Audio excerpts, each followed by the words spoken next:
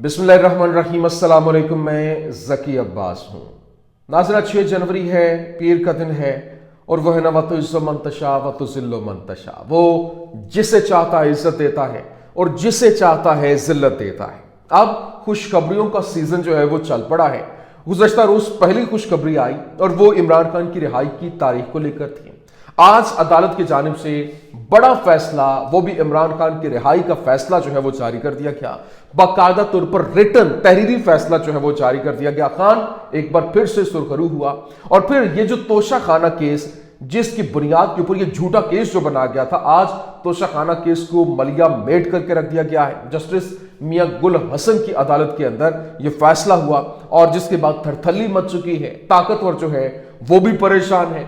और इसके साथ साथ अब जब ये फैसला हो चुका है, यूं कह ली कि बड़े बड़े फैसले, बड़े बड़े केसेस वो ऐसे धूल की तरह उड़ते हुए दिखाई दिए।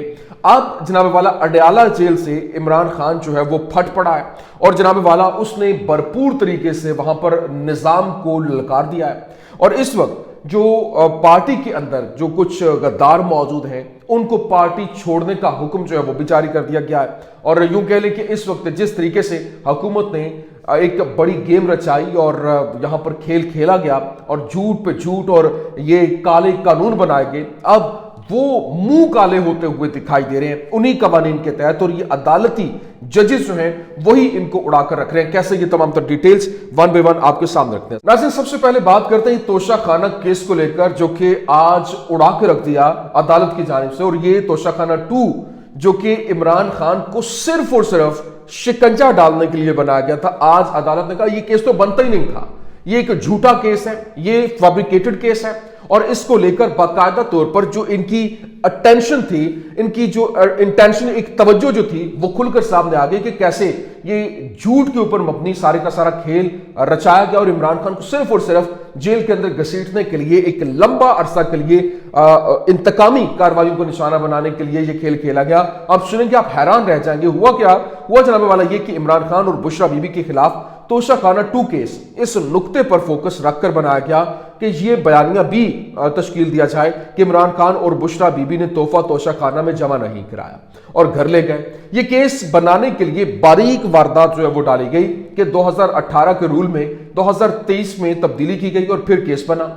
उस वक्त जब 2018 के रूल्स के मुताबिक तोहफा नहीं बल्कि सिर्फ और सिर्फ रसीद जमा कराना जो है वो लाजिम था, और अगर ये रसीद जमा न कराई जाए तो उस पर कार्रवाई हो सकती थी, जो कि इमरान खान और बुशरा बीबी ने जमा करवाई थी। लेकिन 2023 में तोशा खाना रूल्स में तरमीम करके रसीद की बजाय गिफ्ट जमा न कराने पर कार्रवाई कर लिखा गया और फिर केस बना दिया गया। और इस्लामाबाद हाईकोर्ट में यह नुकता सामने आने पर FIA प्रोसिक्यूटर ने तस्लीम किया कि 2023 में होने वाली तरमीम का 2 साल कबल 2021 में होने वाले अमल के ऊपर इत्तलात नहीं होता। तो इस वजह से आज जस्टिस मियां गुल हसन ने इस पूरे के पूरे केस को ही उड़ा के रख दिया और कहा कि ये केस तो बनता ही नहीं है, और ये अगर केस बनता नहीं है तो आपने इसको बनाया कैसे।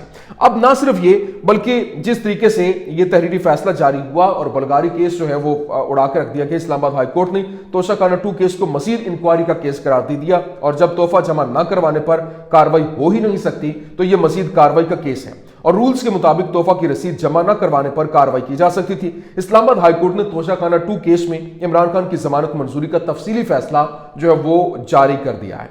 जबकि इस वक्त बाकायदा तौर पर इमरान खान ने जिस तरह से जेल के अंदर रहते हुए गुफ्तगू भी की, पहले कहा गया कि 2 साल के लिए बाहर चले जाएं, फिर कहा गया कि 6 माह के लिए चले जाएं, फिर कहा गया कि खान साहब का मुतालबा है जो बेगुनाह जेल के अंदर है पहले उन्हें बाहर निकाला जाए। लेकिन अभी अडयाला जेल के अंदर कैद इमरान खान ने एक बार फिर से 26 नवंबर के वाकये को जिंदा कर दिया है और फिर पार्टी को सख्त हिदायत जारी की है कि गोली क्यों चलाई पर बात करें। और कहा गया कि 9 मई को तशद्दुद हुआ, खौफ की वजह से लोग चुप रहे, उस वक्त भी हमारे कारकुन शहीद हुए, लेकिन 26 नवंबर पर बात करें, ये वाकया भूलने नहीं देंगे, जो मुलविस हैं उनको जवाब देना होगा। और इमरान खान ने कहा जो लापता है उस पर आवाज क्यों नहीं उठा रहे, और फिर पार्टी को सख्त हिदायत जारी की कि इनकी तस्वीर जारी करें, लोगों को बताएं। और इमरान खान ने कहा कि 26 नवंबर का हिसाब देना होगा और ये ना भूलें और ना ही भूलने देंगे। और फिर उन्होंने ये भी कहा कि जो लोग यहां पर मौजूद नहीं, मतलब जो इस में आवाज नहीं उठा सकते, वो पार्टी को छोड़ के चले जाएं।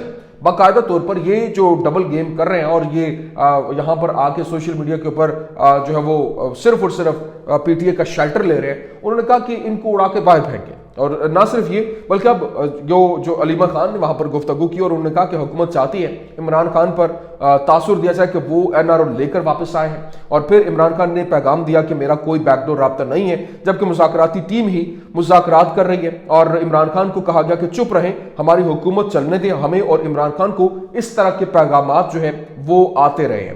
لیکن اس وقت اس کی زندہ مثال آج مریم نواز صاحبہ جب ایک کالج کے اندر طلبہ سے خطاب کر رہی تھی تو وہاں پر یہ انہوں نے بھی بات کی، انہوں نے کہا جی وہ ترلے کر رہا ہے، معافیاں مانگ رہا ہے باہر آنے کے لیے، اور اگر وہ ترلے کر رہا ہے، معافیاں مانگ رہا ہے تو پھر آپ کیوں پریشان ہیں؟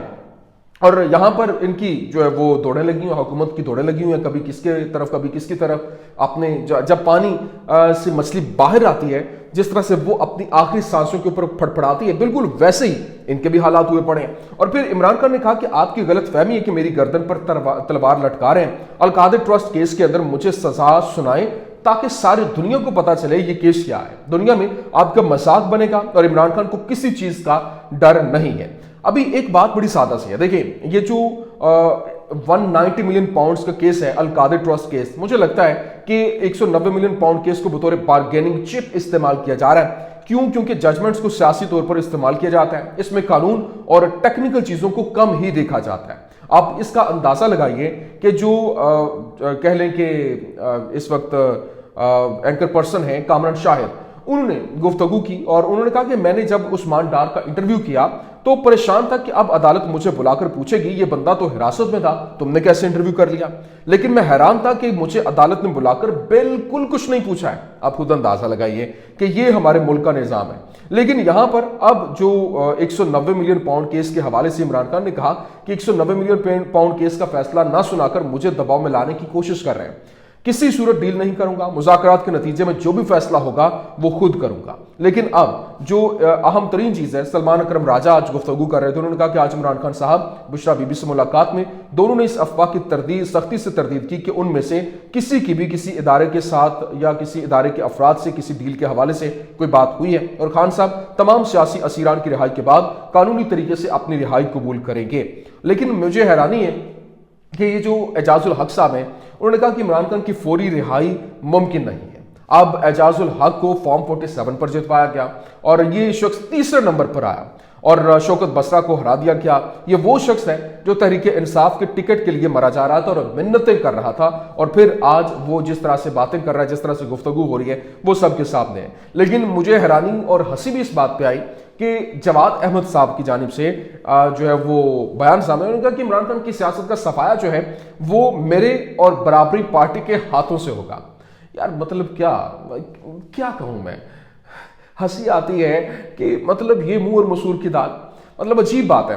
لیکن دوسری جانب اس وقت حیرانی ہے اس بات کی کہ جس طرح سے مشاہد حسین سید صاحب نے بڑی خوبصورت بات کی، انہوں نے کہا کہ پاکستانی حکومت کے دہشت گردی کے خلاف رد عمل میں عجیب تضاد ہے۔ جب بھارت کی ریاستی دہشت گردی کی ہو، جسے واشنگٹن پوسٹ نے دستاویزی شکل بھی دی ہے، تو ہمارا موقف خاموش و نرم ہوتا ہے، حتیٰ کہ تجارت اور بات چیت کی اپیل بھی کی جاتی ہے۔ لیکن جب افغانستان کی سرزمین سے دہشت گردی کی بات ہوتی ہے تو دہشت گردی ہو تو ہمارا رد عمل جارحانہ اور سخت ہوتا ہے، سرحد بند کر دی جاتی ہے اور تجارت معطل کر دی جاتی ہے۔